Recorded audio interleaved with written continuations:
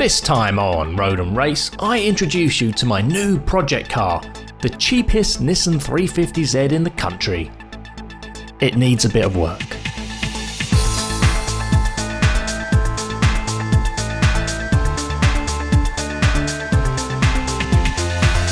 Welcome to my new series on Road and Race, where I repair and modify this Nissan 350Z.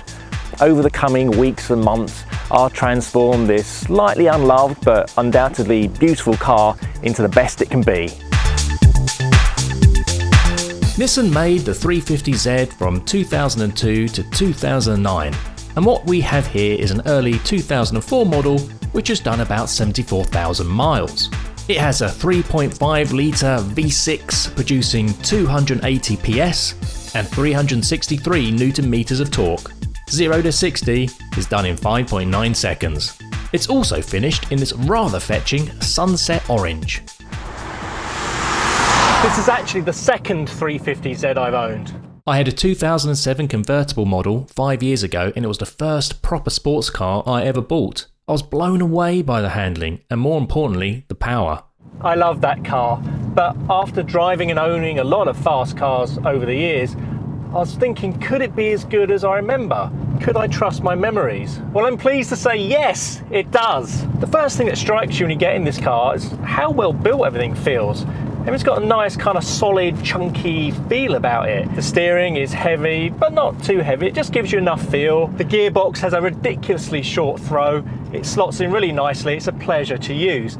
And you're surrounded in the cabin that's got lots of leather steering wheel, leather seat, and the plastics, they're not too bad. You sit very low to the ground, and that just complements the car's best feature, its handling. When Nissan were designing this car, they wanted to adopt an ethos of flat ride handling, and what you get is a car with a very stiff chassis, and there's evidence of that everywhere. You have a strut brace over the engine, chassis bracing underneath, and they're so serious they've even compromised the rear boot space with this huge rear bracing tower. What this gives you is a very responsive, nimble car, which is quite frankly a pleasure to throw into any corner. To complement all this, you've got the power going to the rear wheels via a viscous limited slip diff and large 4-piston Brembo brakes. And for its age, it's got a fair amount of toys. Heated seats, Bluetooth hands-free telephony, cruise control, and a big screen for sat-nav. So how much did I pay for this car?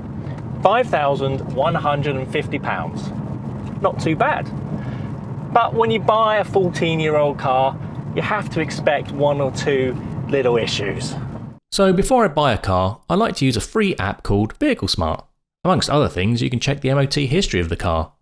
Here we can see it initially failed inspection on an exhaust leak. When it did pass, it advises the tyres are almost worn out. So I'll check both of those. For a small fee, you can check the full history of the car, which includes any outstanding finance and whether it's been stolen or written off.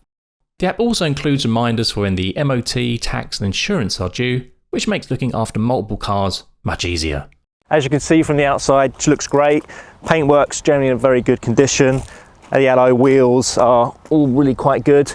There are a few small little issues though. There's a bit of trim coming off here.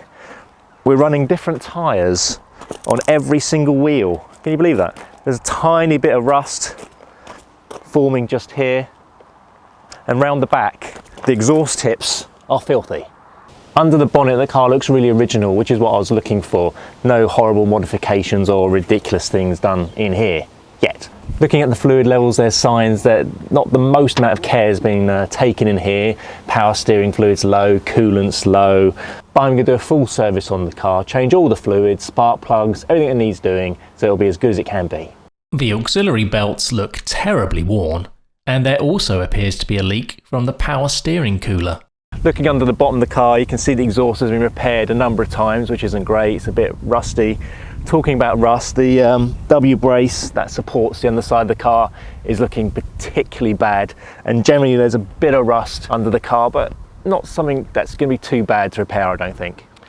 And this happens.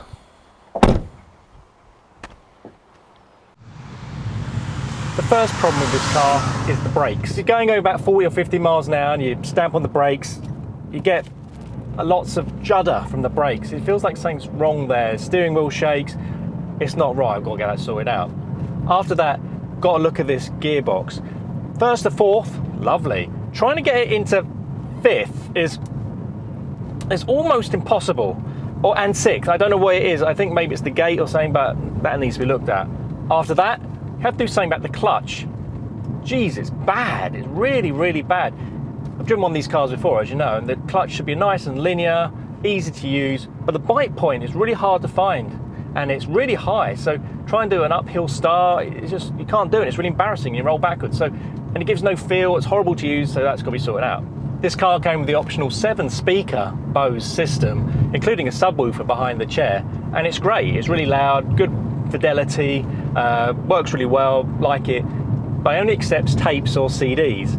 So got to do something to upgrade it so I can, plug my iPhone in. This car appears to be pretty standard, no mods as far as I can tell, apart from one thing. This Cyclops thing that's sitting on the dashboard, very loosely taped down, I might mention. I think it's got to do something with speed trap detection, but any good sat nav does that now. It's big, it's chunky, it's horrible, I don't like it, it's got to go. Which leaves just a few little cosmetic interior things that I might get used to, but at the moment, these silver vents are falling off and they're not really doing it for me. And whilst I like orange, there's a bit too much orange in the car. This orange gear knob, orange handbrake, it's just too much orange. So I think I might just replace those two things with the standard black item. Which brings me on to the fun stuff. What mods do I want to do to improve this car? Well, it's a good car, but there's always room for improvement. First thing will be bucket seats. These seats, even though they're heated, aren't really that supportive. They're not very good on the road, and on the track they're terrible. You slide all over the place. So some really good, decent bucket seats that you can use every day. Rather than try and sort out any brake problems with the existing system, I'm just going to throw it all away and do a full brake overhaul. New pads, new discs, new hoses, new fluids, everything. Just make it really track ready. Tyres, as I've said, there's 4 different brands of tyre on the car, so I need to get some really good sticky rubber that's good both on the road and on the track. Whilst the exhaust works technically for the time being, it's a real Frankenstein hodgepodge of original bits, new bits. Ugh. It's probably better just to get a full new system, isn't it? A new suspension is on the cards. I'm certainly going to do that. I got this car cheap, so I can afford to spend a good £1,000 on a coilover set for this car, brand new suspension, get it really well set up for the track. And then, lastly but not leastly, is that a word? Leastly? Anyway, more power. Now, there's a lot of things you can do to make this car faster. Some of the cheaper or easier ways to do it is to get a little spacer for the engine, a plenum spacer, so that the engine can breathe a bit more easily. That'll give you 10 to 14 more horsepower. You can get a new exhaust, get a remap, get more power out of the engine. And then there's the ultimate, getting a turbo or supercharger. So we'll see how it goes. Next time on Road and Race, we identify and then tackle some of the emergency issues on the car. If you've liked the video, please subscribe or consider donating at my Patreon page just down there. And there's more videos to watch from me over here. And just one small kind of confession. I did say this was the cheapest 350Z in the UK. You can get cheaper ones, but not an orange. And I really wanted an orange one. So, to that.